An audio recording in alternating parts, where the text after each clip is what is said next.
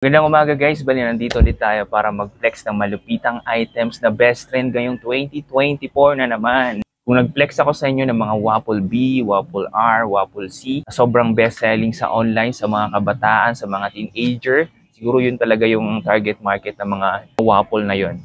Ngayon dahil sa nag-trend yung mga waffle letters, naglabas sila ngayon ng waffle shirt. Pero yung release lang nila ngayon is yung mga Waffle B. Kaya let's say kung magte-trend ba to online. Pero dito kasi sa tindahan, dinidisplay namin yan. Same pa rin, mga teenager at mga kabataan pa rin yung mga madalas bumibili ng mga to. Pero dito sa akin sa online, meron na rin paunti-unting bumibili. Pero bagong labas lang kasi ito, kaya paniguradong lalakas din ito. Kaya ngayon, kung interested ka na, let's go. Alamin na natin kung ano ba yung best trend na to na items na ipapakilala ko sa inyo. Let's go!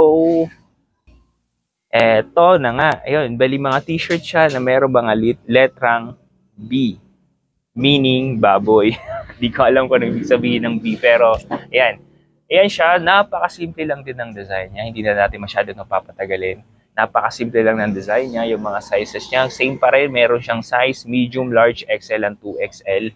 Ayun, tapos yung fabric niya is waffle, tapos, syempre, waffle nga, kaya waffle B shirts, ayan.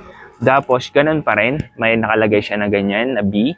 Ayan, ganyan siya. Tapos, marami tong kulay. Meron tayong gray.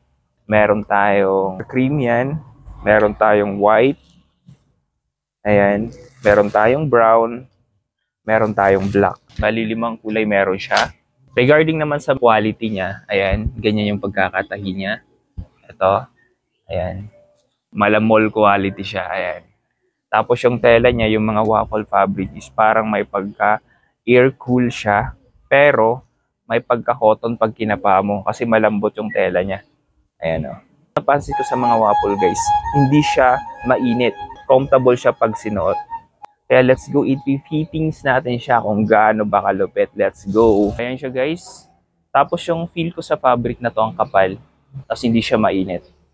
Yun. Napakasimple lang ng damit na to. Ganyan siya, yan. Tapos yung size ko is XL, diba? Napakasimple lang, pwedeng pang forma, pwede pang lakad-lakad, pwedeng pang mall, kahit saan ka pumunta. Yan, napakasulit. Try naman natin yung ibang kulay. Ito, paborito kong kulay black. Let's go. Ayun, ito na nga, yan. Kita nyo naman, diba? Napakaganda. Simpleng-simple, pero malupit. Yung size na sinuot ko ngayon is 2XL. Kunti lang din naman yung difference doon sa sinuot ko. Siguro inches lang yung kalakihan niya. Ganyan siya. Yung laki ko is katamtaman lang. Hindi ako mataba. Kita nyo naman. Diba?